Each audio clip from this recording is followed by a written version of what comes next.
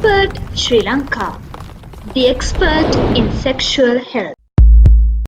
අපි අද කතා කරන්න බලාපොරොත්තු වෙන්නේ තරමක් බහුල සංසිද්ධියක් ගැන. නිතර අපහමුවට එන ප්‍රශ්නයක්. බොහෝ අය කලබල වෙලා දුවගෙන ඉනවා කාන්තා පිටිම දෙපාර්ශ්වයම මේ ලිංගිකව සම්ප්‍රේෂණ වූ රෝගයක් කියලා. නමුත් සැබෑ තත්ත්වය ඒක නෙමෙයි. අපි මේකට කියනවා ඩ්‍රග් ඉරප්ෂන්ස්. එහෙම නැත්නම් ඖෂධ වලට ඇතිවන අසාත්මිකතාවය කියලා. ඉතින් මේ දවස්වල බහුල තත්ත්වයක් කිව්වේ විවිධ ඖෂධ ගන්නවා අපි විවිධ අවස්ථාවලදී. ඉතින් එතකොට එන රෝග ලක්ෂණ ලිංගිකව සම්ප්‍රේෂණ රෝග වගේමයි. ඉතින් ඇත්තටම ඩයග්නොස්ටික් චැලෙන්ජ් එක. එහෙම නැත්නම් රෝග විනිශ්චයට තරමක මේ ප්‍රබල තර්ජනයක්. ඉතින් ඇත්තටම සාමාන්‍ය ජනතාව මේක දන්නේ නැහැ. ඉතින් ගොඩක් දෙනෙක් ලිංගික සෞඛ්‍ය පිළිබඳ විශේෂඥවරුන් වෙත තමයි පැමිණෙන්නේ. අපි මේ බෙදලා ගත්තොත් අංක 1ට අපිට ගන්න පුළුවන් ෆික්ස්ඩ් ඩ්‍රග් ඉරප්ෂන් කියන තත්ත්වය. ඉතින් මේක ඔය NSAIDs එහෙම නැත්නම් අපි වේදනාවට ගන්න බෙහෙත් එහෙම නැත්නම් මේ දවස්වල මියුනට ගන්න ඩොක්සයිකින් බෙහෙත් සල්ෆොනමයිඩ්ස් කියන බෙහෙත් විවිධ ඇන්ටිබයොටික්ස් ඕන දෙයකට එන්න පුළුවන්. බොහෝ විට මේක ඇත්තටම ඖෂධය අරගෙන සති කිහිපයක් ඇතුළත එන්න පුළුවන් නැත්නම් සෑහෙන කාලයකට පස්සෙත් එන්න පුළුවන්. ඉතින් අර ලිංගික සම්ප්‍රේෂණ ප්‍රදේශවල එන නිසා ඉතින් එකපාරටම හිතනවා ලිංගික සම්ප්‍රේෂණ රෝගයක් තමයි කියලා. විශේෂයෙන්ම ඔය හර්පීස් කියන රෝගය එහෙම නැත්නම් උපදංශය කියන රෝගය වගේ ආසාදන වල රෝග ලක්ෂණ පෙන්눔 කරන්න පුළුවන්. දැන් මේ තත්ත්වය විවිධාකාරයෙන් එන්න පුළුවන්. බොහෝ විට අපිට එන්නේ ස්කින් එකේ පැච් එකක්. එහෙම නැත්නම් රතු පාට හෝ ටිකක් දම් පාටට හුරු ඒරියා එකක් හැටියට තමයි එන්නේ. ඇතැම් විට මියුකස් මුකේ එන්න පුළුවන්. ශේෂ්මල පටල වල එන්න පුළුවන්. ගුද මාර්ගයේ උනත් එන්න පුළුවන්. කාන්තා පිරිමි ජෙන්ටල් ඒරියාස් වල තමයි බහුල. ඉතින් මේක ඇතැම් විට බුලස් එහෙම නැත්නම් කරලේ පිරිච්ච ලීෂන් එකක් එහෙම නැත්නම් බ්ලිස්ටර් එකක් හැටියට එන්න පුළුවන්. වතුර බිබිලක් හැටියට ඒක පිපිරලා ඒ හරිය ආසාදනය වෙන්න පුළුවන්. පුරුෂ ලිංගයේ වුණොත් නම් ටිකක් බරපතලව වේදනාකාරීවත් මේ තත්ත්වය එන්න පුළුවන්. තවත් මේ වගේ ආසාදන වර්ගයක් තමයි මේ එරිතීමා මල්ටිෆෝමි කියලා හඳුනන. ඇත්තටම අර ටාගට් ලීෂන් කියලා අපි කියනවා. අපි ඉලක්ක අරගෙන වෙඩි තියන්නේ.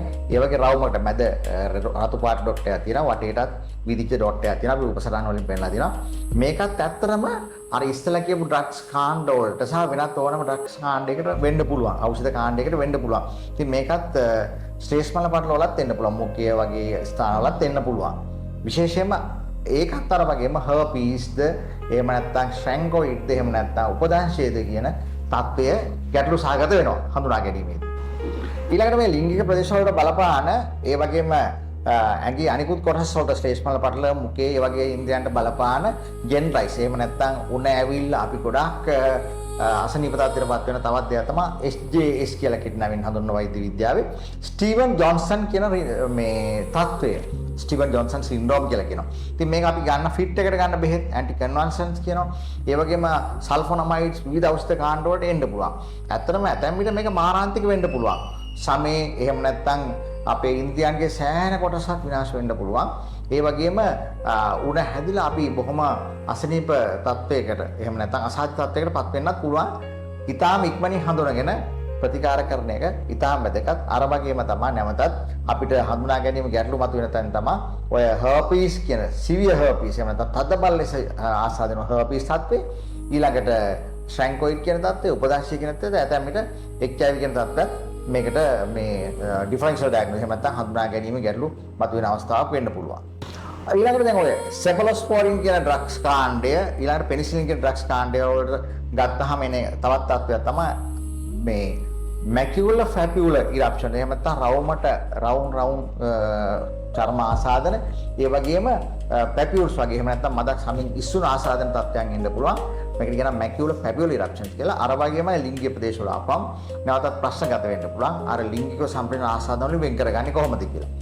තවත් විශේෂ තත්ත්වයක් තමයි HIV වල සීරෝ කන්වර්ෂන්. එහෙම නැත්නම් අර HIV ආසාදනයේ මුල සති 6 තුල ඇතිවන ස්කින් ඉරප්ෂන් එහෙම නැත්නම් චර්ම ආසාදන.